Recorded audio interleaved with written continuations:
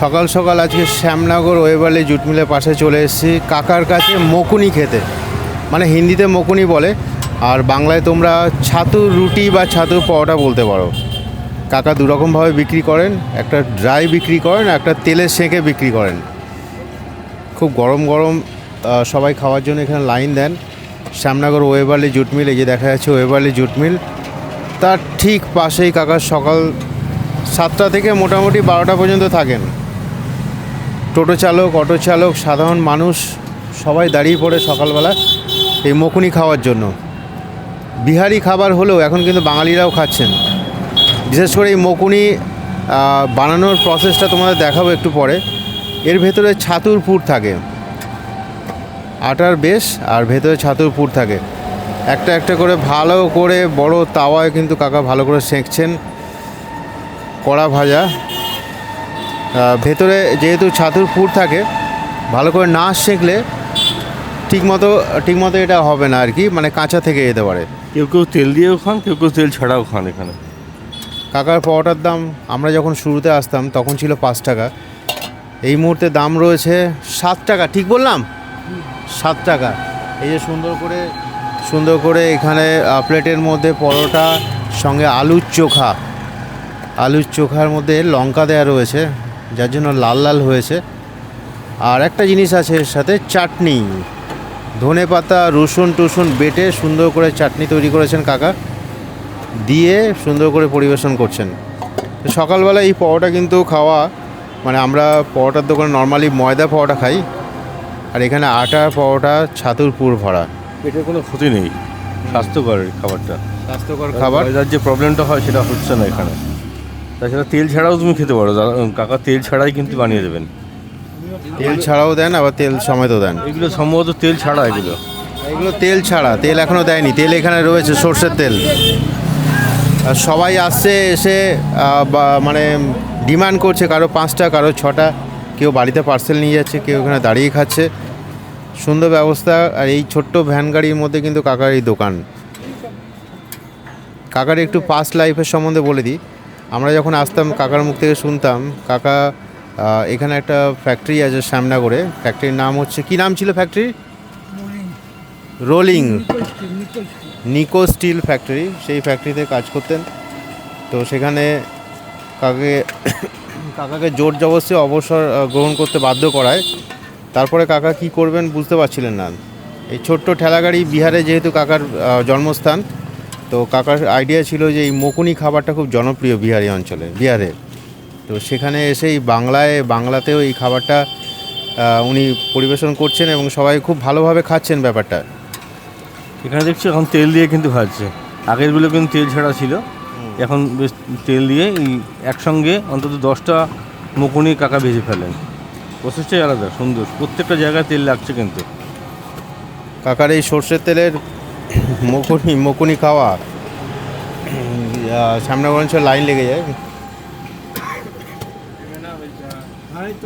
সবাই বসে আছেন, আর সবার মুখ থেকে আবার শুনবো যে কেমন লাগে খেতে। কাকার কাছে মকুনি খেতে তোমাদের কিন্তু একটু ওয়েট করতে হবে, মানে আসবে আর সঙ্গে সঙ্গে পাবে সেটা হয় না, কারণ উনি সবসময় কিন্তু গরম গরম ভেজে দেন, যেরকম ডিমান্ড থাকে কাস্টমারের সেই রকমভাবেই ভাজেন, কিন্তু একটু সময় নিয়ে আসবে তোমরা।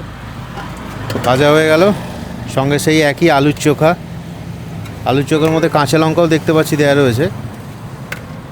কাঁচা লঙ্কা, শুকনো লঙ্কা দিয়ে আলুর চোখা, আর ধনেপাতা রসুন দিয়ে চাটনি, কি দারুণ কম্বিনেশন।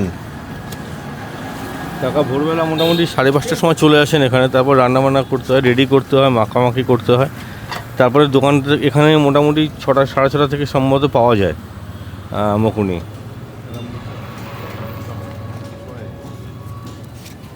এই হচ্ছে কাকার ঠেলাগাড়িটা কি রেগুলার নিয়ে আসো না থাকে এখানে? আচ্ছা, নিয়ে আসতে হয়। এই ঠেলাগাড়ি ঠেলে কাকার বয়স প্রায় 70 ছুঁই। এই অবস্থাতেও কিন্তু পরিশ্রম করে চলেছেন। মানে আমাদের ভিডিওর মাধ্যমে আমরা দেখানোর চেষ্টা করি যে হার্ডওয়ার্কিং মানুষ কীভাবে পরিশ্রম করে তাদের নিজেদের সংসার, নিজেদের পেট, সঙ্গে লোককেও সুস্বাদু খাবার দিচ্ছেন। কাকার একজন সহযোগী আছেন এই দাদা, মানে এই কাকা রয়েছেন। আগে তো যখন আমরা শুরুতে আসতাম একাই করতে না, একা করতে, এই যে বেলছেন দেখুন কি সুন্দর, পরপর বেলে এবার উনি একটা একটা করে এই তাওয়াতে দেবেন, গরম তাওয়া। এটা কি গ্যাসে চলছে নাকি তেলে? তেলে চলছে।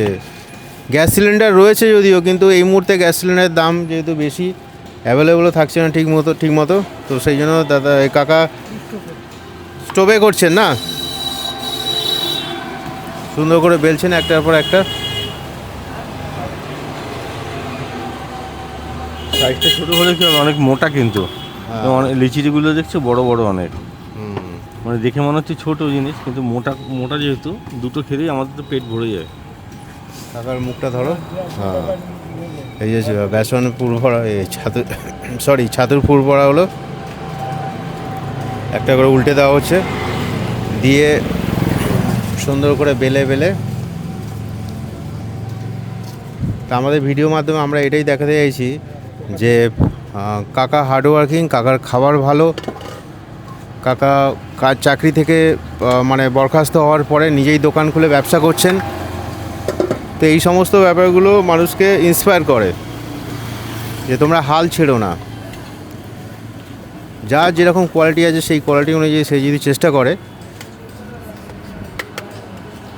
এই যে আলুর চোখা অলমোস্ট খতম, হাফ শেষ হয়ে গেছে, হাফ আজকে কি এটাই আছে নাকি আরও নিয়ে আসবে? এটাই আছে। কাকা কিন্তু একটা জিনিস, কোনো তরকারি করেন না, আলুর চোখা দিয়ে পরোটা খেতে ভালোই লাগে। মকুনি লিট্টির সঙ্গে সাধারণত ওই আলুর চোখাই খাওয়া হয়। হ্যাঁ,